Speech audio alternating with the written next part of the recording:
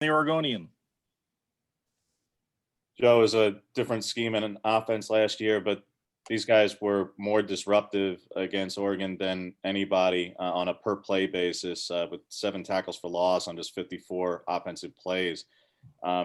What have you seen in looking back at that? And other than not having to block Toohill, who's no longer there, what makes you more confident that you'll be able to avoid those negative plays that can be drive killers when plays are at such a premium against this team? Yeah, 52 was a terror last year off the edge. He had an excellent game and played very well. And those are things that we've addressed and kind of talked about. That you got to stay ahead of the sticks, and get out of or stay out of third and long situations. As you mentioned, the 54 plays. Stanford's a ball control style offense, so you're going to get limited opportunities. But yeah, certainly at the point of attack. At the line of scrimmage, we got to do a great job. They're big and physical up front. A couple 300-pounders, play the run very well, do a great job with their hands. Want to keep the ball inside the core. So, we got to do everything we can to stay out of those third and long situations. Ryan Thorburn, the register guard. Joe, when you have a new quarterback and an entirely new offensive line, and that obviously you're new as well, so that probably helps. But how concerned are you with just the continuity of a game one and trying to avoid, procedure calls and things like that with a new group? Yeah, we want to do everything that we can from a preparation standpoint, to minimize those, pre-snap, penalties or anything throughout the course of a drive that can knock you back. So that's been a point of emphasis throughout camp and certainly now into Stanford, game week preparation, that we got to play well. As a unit, we got to be very cohesive. You have to be great at communication, and don't do anything that's going to be, affect us, adversely just before the ball is even snapped. Eric Scopel, 247 Sports. No, you're not going to tip your hand to who's going to start at quarterback, but can I ask you to just evaluate the fall camp both Tyler and Anthony had, and kind of what strengths and weaknesses stood out from this camp from both? No, I think those guys have both done a nice job kind of digesting the offense and the meeting room and taking that information to the field and applying it. And, for not just those guys, but the entire, position group, we want to maximize explosive plays while minimizing, turnovers. And we want to be able to, throw the ball and run the ball with equal effectiveness. You have to be able to push the ball down the field, but at the same time, we want to be aggressive but not reckless with our decision-making.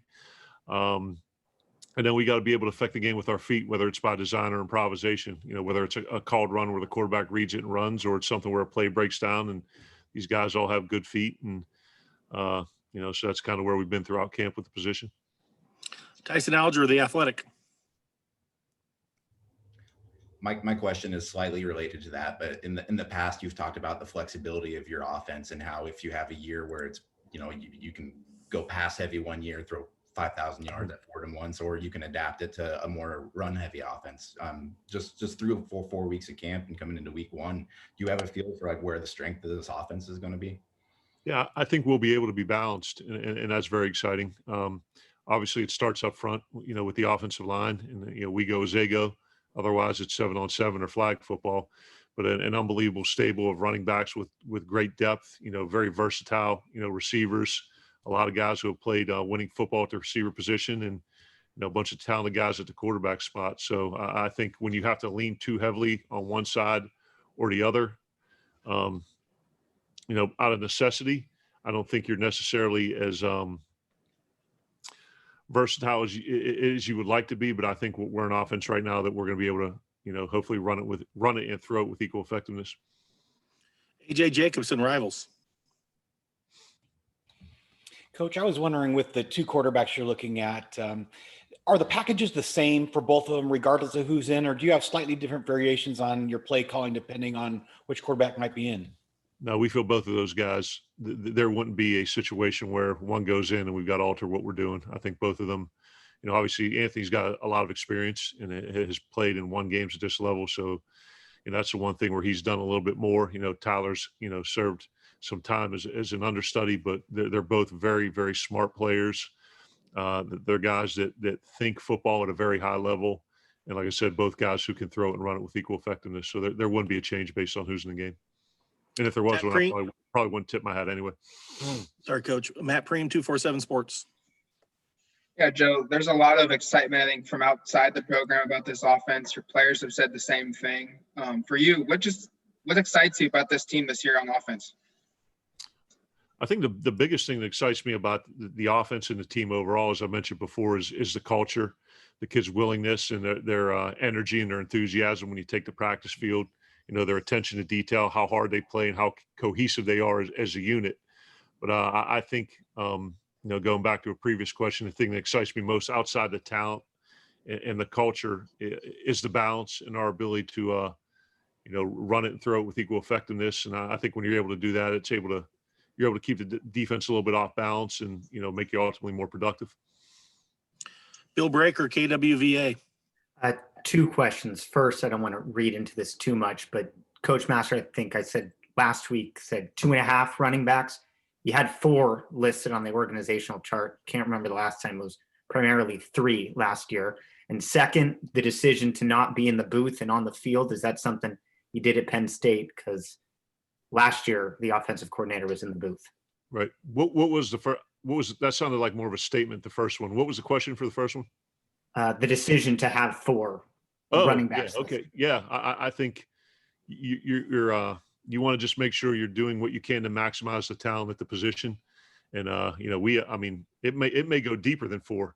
And I think Coach Master does a great job with the room, understanding what the strengths and weaknesses of each guy are, and putting them in a position during the game and practice to be successful. So I think that's a luxury, you know, and when you have that many guys that are capable, and certainly headlined by CJ, who's very, very exciting and explosive. But there's a bunch of guys at that position who bring unique skill sets, and I think Coach does a great job of kind of identifying what they are and tailoring them to the situation.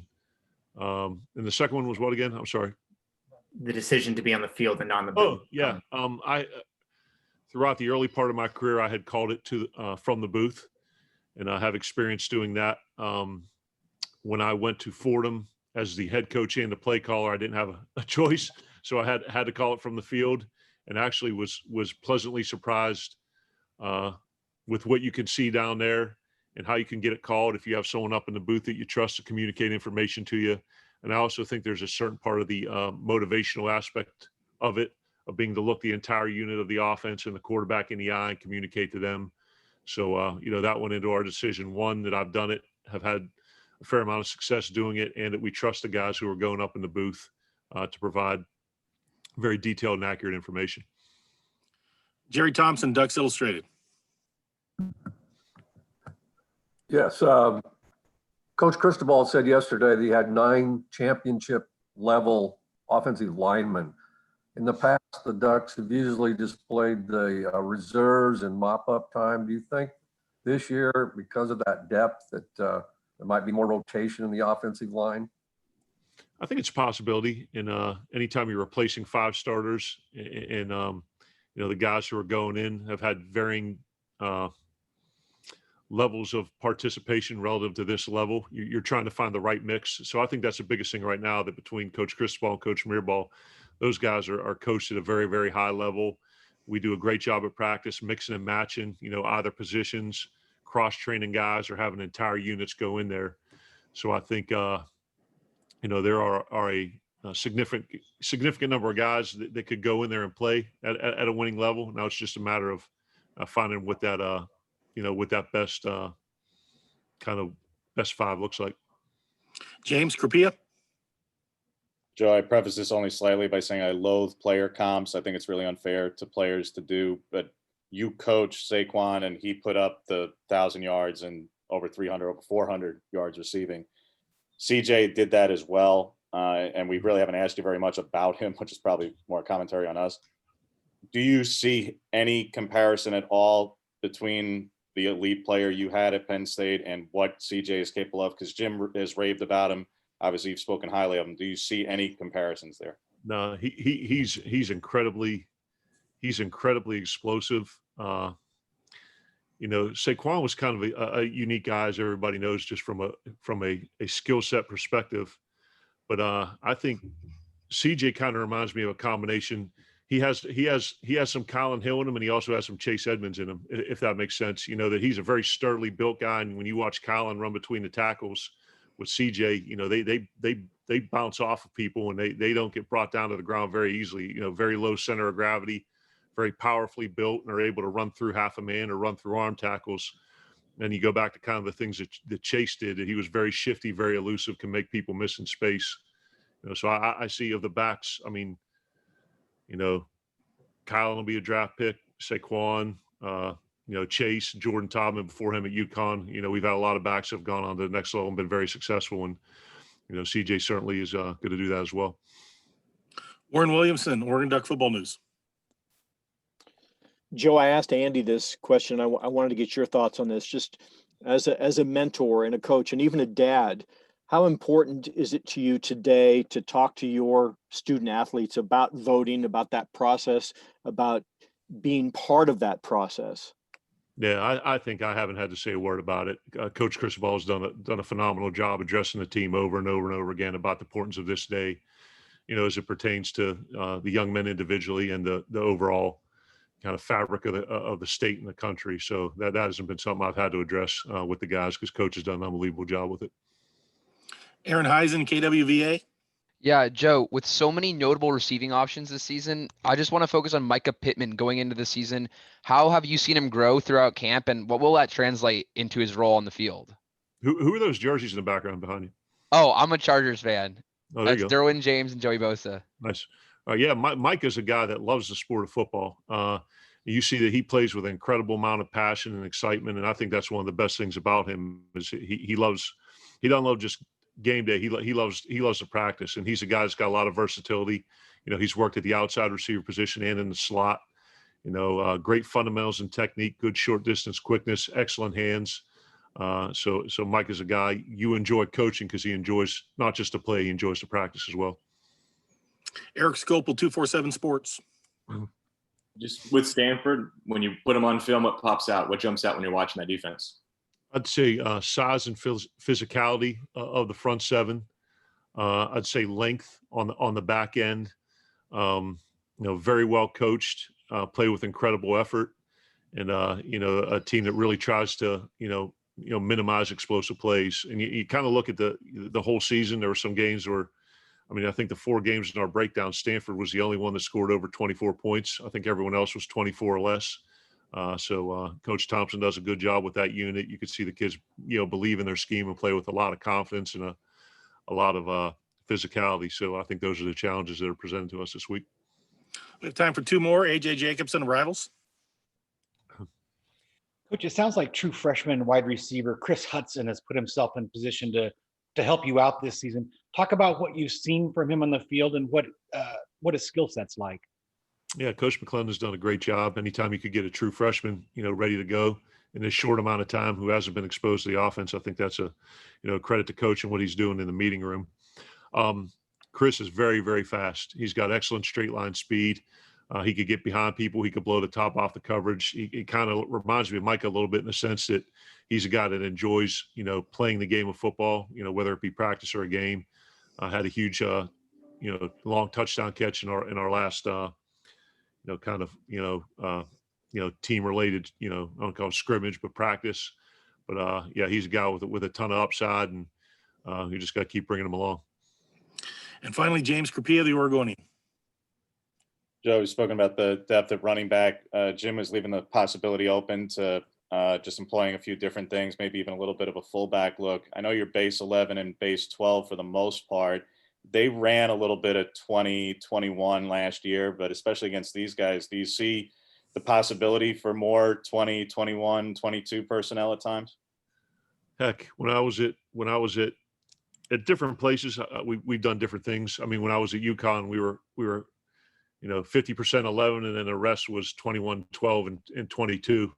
And, not to obviously tip our hand or talk about what we're going to do in the game, but I will say this, we do have the flexibility to, be one back, be two back. I don't know necessarily about true fullback, but, with that tight end, if you align him off the ball, kind of in that wing position, that's kind of, analogous to almost a fullback position, I guess, in some ways. But yeah, I think we have, because of our personnel, the flexibility to line up in one or two back, but, that's to be determined based on, particular week and what we want to do.